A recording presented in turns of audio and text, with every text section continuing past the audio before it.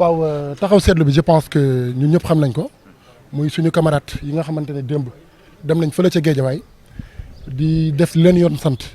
te mu nekk un droit constitutionnel pour manifester foog ñu wax sénégalais yi lan mooy lan moo tax ñuy manifester c'est pour dénoncer effectivement la cherté de la vie jamono ji metti na ñu nekk dans un contexte pandémique nit ñi génn guñu ci inondation bi demal Kër Massar ba léegi am na ay ndox am na kër yoo xamante ne ñu ngi ci biir ndox bi problème yooyu yëpp dajaloo fi tey ñu yokk ceeb yokk diwlin yokk suukar yokk yàpp yokk lépp te yemuñu foofu kese fer dafa yokk ciment dafa yokk loyer dafa yokk askan bi sonn na tàyyi na mënatul ñun nga xamante ne nous sommes des organisations citoyennes de la société civile ñun suñu rôle mooy ñu dem introduire une lettre d'information yëgal les autorités pour encadrer ñun ñu ñëw encadrer ñu woote manifestation le reste maintenant c'est au peuple de se mobiliser te effectivement loolu la ñu def démb waaye à notre très grande surprise et nous tenons à le dénoncer jusqu'à notre dernière énergie muy préfet les préfets des différents départements li ñu nekkee dañ leen cee bàyyi c'est des violeurs de la constitution c'est des violeurs des textes et des lois yi nga xamante ne ñoo ñu régir ñun ñëpp parce que nit mënul introduire une lettre d'information pratiquement une semaine avant nga toog ba jour manifestation moins de 15 minutes nga ne ko dama ko interdire alors que moment bi ñu koy interdire am na ñu jóge Tivaouane Peulh ñi ñu ngi jóge Kër Massar ñi jóge fu nekk pour ñëw ci manifestation bi donc amuñu explication bu ñu joxe effectivement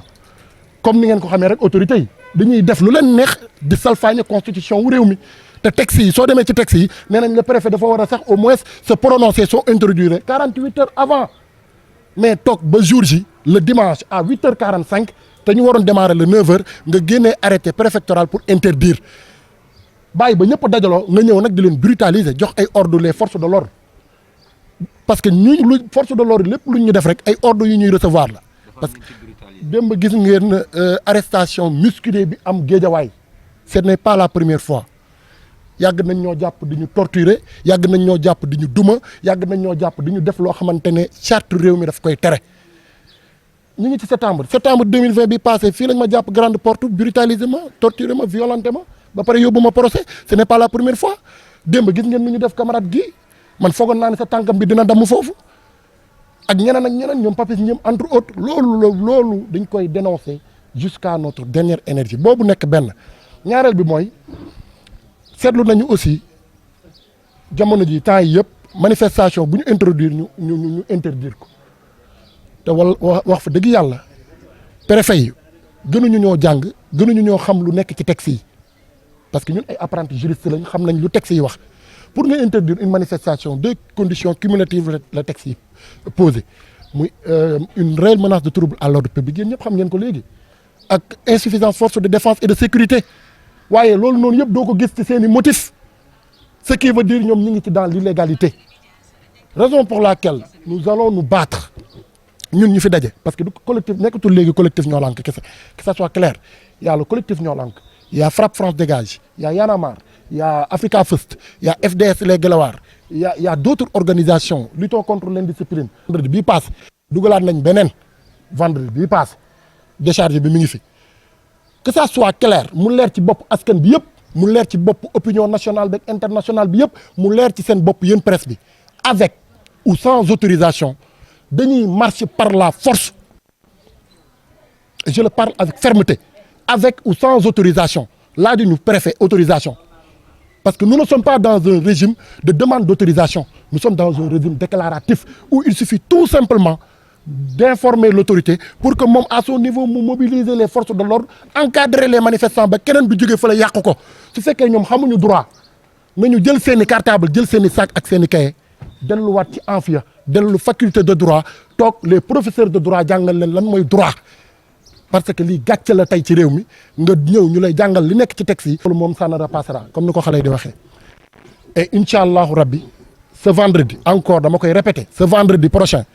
le préfet soumis de Dakar bi nga xamante ne moom au lieu que mu nekk fi pour satisfaire un service public mais il est là pour satisfaire une poignée de personnes son ministre de l'intérieur son ministre tutelle ou bien le président de la République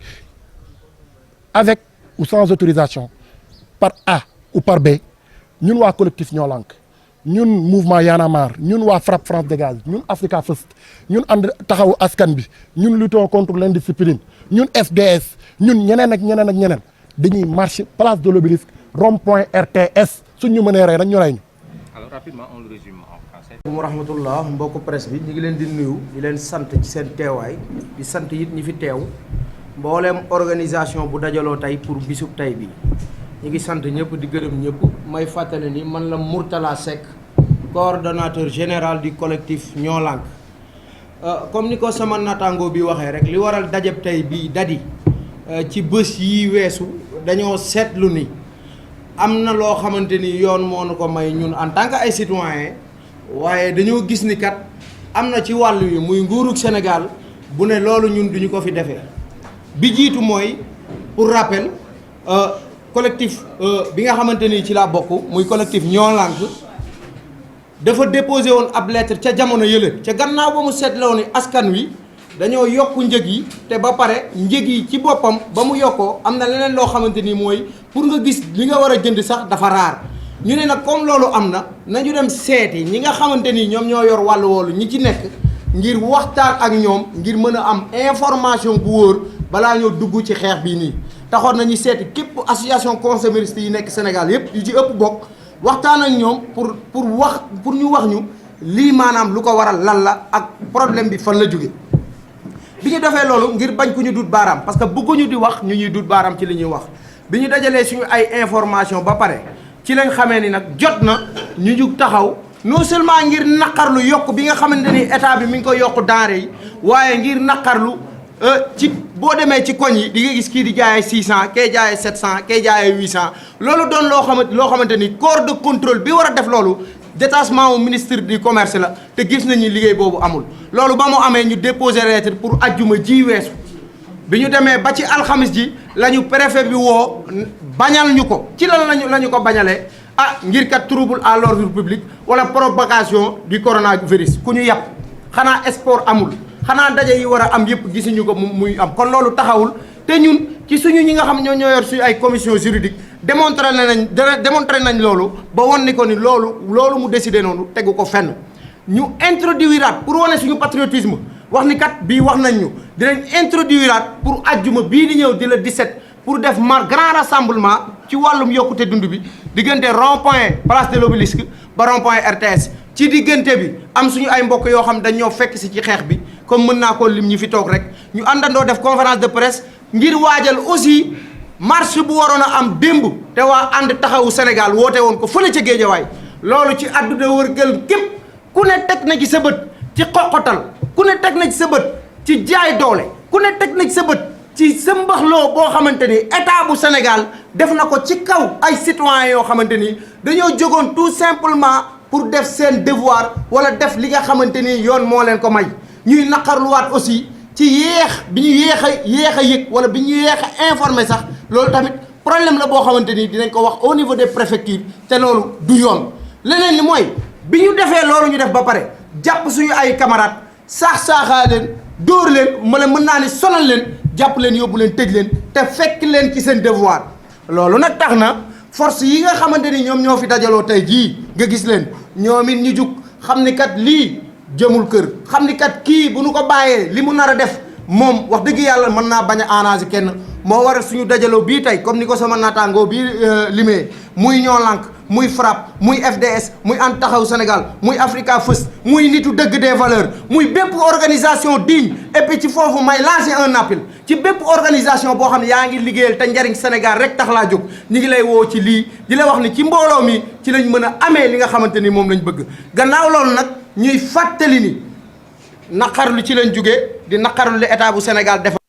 di naqarlu état bu Sénégal xañ bi ñu xañ suñu ay droit waaye di fàttali ni nag comme yoon jeexul waaxasul di jeex ajjuma bii di ñëw fekkoon na Ñoo Lank introduire ci ajjuma ji weesu demande pour manifestation pour ajjuma bii 17 ñu war koo ànd ak ñi fi teew ñëpp incha allahu rabbi doonatul Ñoo Lank waaye FRAPP la doonatul ñoo lànk waaye FDS la doonatul ñoo lànk waaye nitu dëgg des valeurs la doonatul ñoo lànk waaye Africa First la doonatul ñoo lànk waaye ànd taxawu Sénégal la ci ñi nga xamante ni tey waroon nañ leen muy central syndicat yi ak ñi nga xamante ni mooy association consommatrice yi nga xamante ni fekkoon nañ leen ci ba pare ñoom ñëpp doon nañ benn ngir waajal bis bii nga xam ne moo di ajjuma bii di ñëw rond-point place de l'Obélisque ba rond-point RTS ñi ngi ciy woo Sénégalais yëpp parce que suñu droit la yoon moo ñu ko may marche pacifique la ñu woote xeexuñu xuloowuñu dóor bi ak xoqatal bi ak def lu dul yoon bi dafa dakk te incha allahu rabbi dina dakk bu neexee yàlla maa ngi sant ñëpp di gërëm ñëpp asalaamaaleykum wa rahmatullahi taala wa barakaatuhu barke borom